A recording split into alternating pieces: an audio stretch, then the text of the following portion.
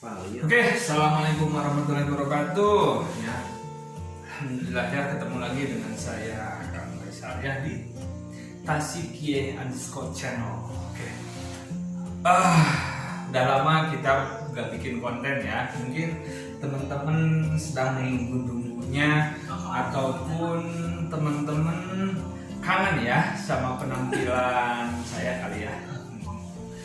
Nah, pada kesempatan ini teman-teman, yang pastinya saya mau menjelaskan atau bercerita ya tentang apa ya, apa saja boleh lah ya. Jadi gini nih teman-teman ya, kalau kita terlepas lah tidak membahas politik ataupun apa, tapi yang pastinya kita membahas tentang kondisi saat ini, terkhusus tentang anak muda ya. Jadi begini ya teman-teman, sehebat apapun sekolah, sehebat apapun guru, sepintar apapun muridnya ya, seperti ini pintar tapi nggak ada apa-apanya ya. Nah seperti itu kan. Namun kenapa tidak apa ya? Jadi ya tidak menghasilkan atau buah kemanfaatannya itu sama orang lain, bahkan diri pribadinya itu tidak ada ya.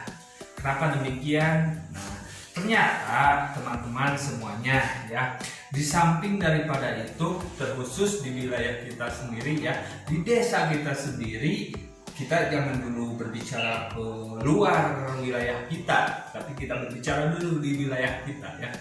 Artinya begini teman-teman, ternyata di kita itu sekarang itu yang paling mendalam itu adalah krisis ya, krisis sosial. Krisis sosial itu apa sih? Nah, salah satunya seperti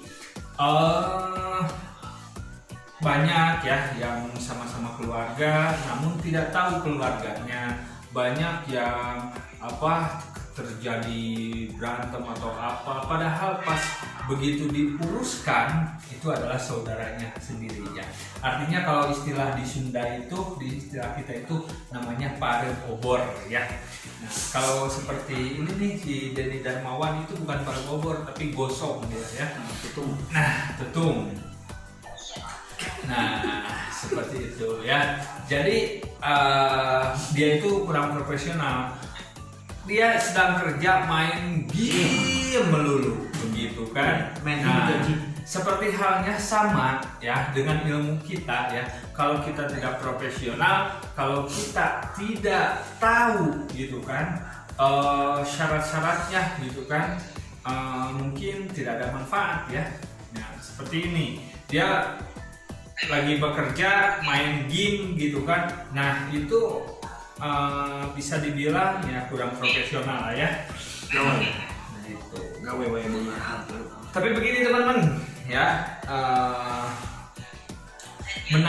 menanggapi hal-hal yang sekarang itu ya, banyak ya di kita itu orang yang katanya, bahkan bukan katanya lagi, memang realnya gitu kan, banyak dari tingkat sekolah itu mungkin ijazahnya itu sampai SS-an gitu kan. Nah, itu kan luar biasa. Kalau dulu itu berbicara pengen dapat S1 itu luar biasa, perjuangannya seperti apa gitu kan. Tapi alhamdulillah gitu kan, sekarang di wilayah kita pun banyak sekeliling kita itu yang SS-an ya. Ya apalagi di Indonesia ya. Tapi kenapa sih bisa yang terjadi itu bisa seperti ini begitu kan.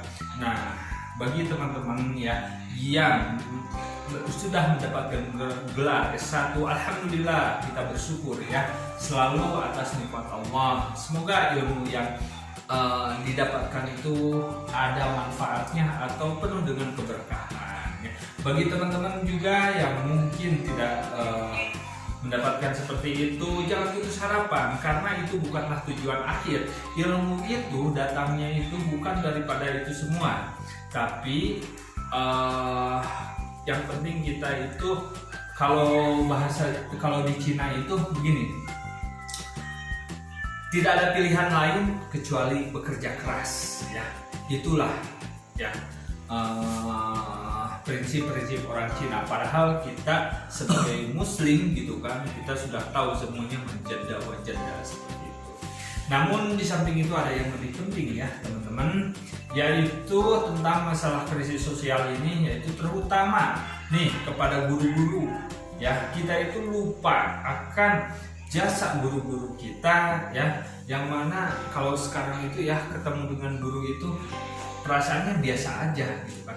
Berbeda di tahun-tahun sebelumnya ketika jangankan bertatap muka seperti ini, melihat aja dari belakang gitunya namanya kunutna lah gitu kan, soak gitu kan, murid deh gitu kan ya tadi, saking takutnya atau wibawanya seorang guru gitu. Soal pengurusan bayaran Seperti itu ya. Nah itu sebetulnya itu hal, kalau dibilang itu bisa dibilang sebetulnya bukan sepele, namun sering kita menyepelekan hal-hal seperti itu ya. Apapun itu, siapapun itu, guru apapun itu, tidak sepatutnya kita untuk acuh gitu kan. Yang pasti kita harus selalu menghargai beliau ini ya. Karena kenapa gitu kan? Siapa sih guru itu? Nah, bahkan riwayatnya Ali bin Abi Thalib menyebutkan man alamani harfan faqad fahuwa qumtu aidan. Barang siapa yang memberikan aku satu pengetahuan tentang satu huruf saja, beliau berkata siap untuk menjadi budaknya. Maksudnya apa? Bukan mesti kita harus menjadi budak, tapi kita itu harus sepatutnya menghargai beliau dan kita takdim kepada guru-guru kita ya, menghargai selalu guru-guru kita. Insya Allah disitulah ada keberkahan. Bahkan diceritakan ya, dulu waktu di daerah Bandung ya, ada di satu wilayah yang pasti Bandung Selatan itu ada pesantren besar ya. Nah ngobrol-ngobrol ternyata dia itu pernah pesantren, ternyata dulu kiainya itu pesantrennya itu di Singapura ya, di daerah pesantren Sukahideng Sukahideng. Dan selama di Sukahideng dia itu ketika mau belajar dia enggak belajar. Dia itu ketika waktu ada jam pelajaran dia itu sama ustadznya sama kiainya disuruh untuk bersih sampai si murid itu protes gitu kan. Kenapa? Karena sekali saya kesini itu pengen belajar, bukan untuk bersih sama kiai. Kiainya cuma bilang sabar, ikutin aja perintah kiai.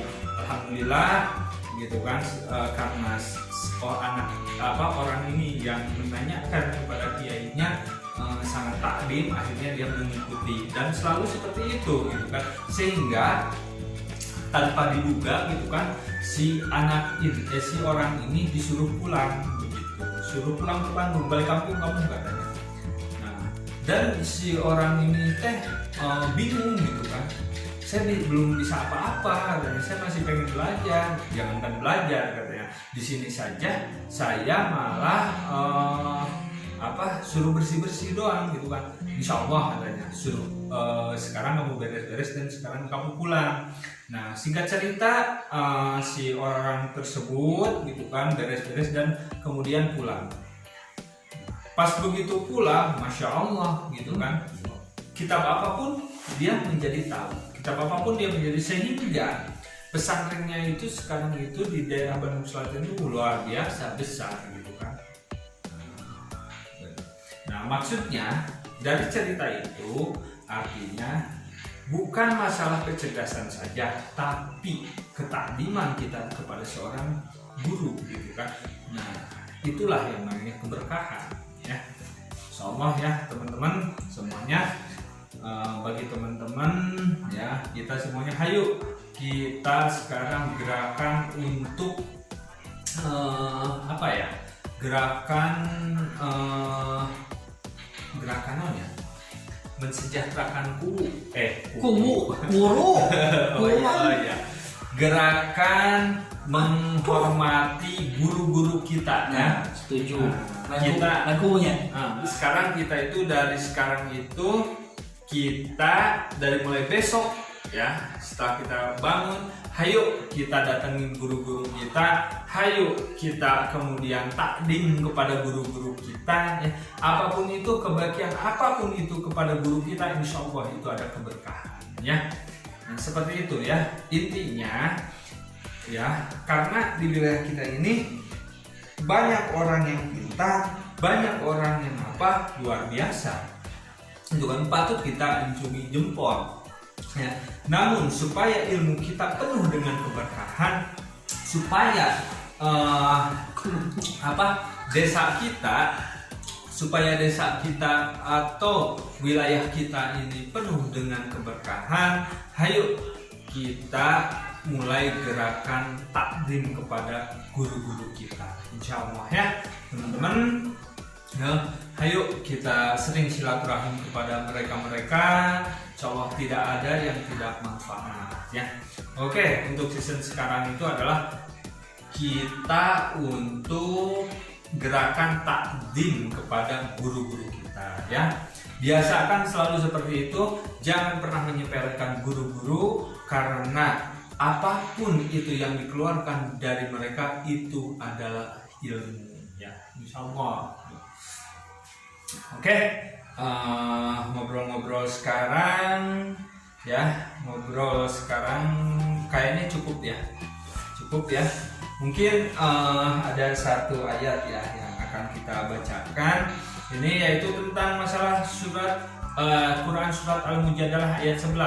Bismillahirrahmanirrahim. Ya ayyuhalladzina amanu idza qila lakum tafassahu fil majalis fafsahu yafsahillahu lakum wa idza qila suju fangsuju wa yarfa'illahu alladzina amanu minkum walladzina utul ilma darajat wallahu bima ta'maluna khabir.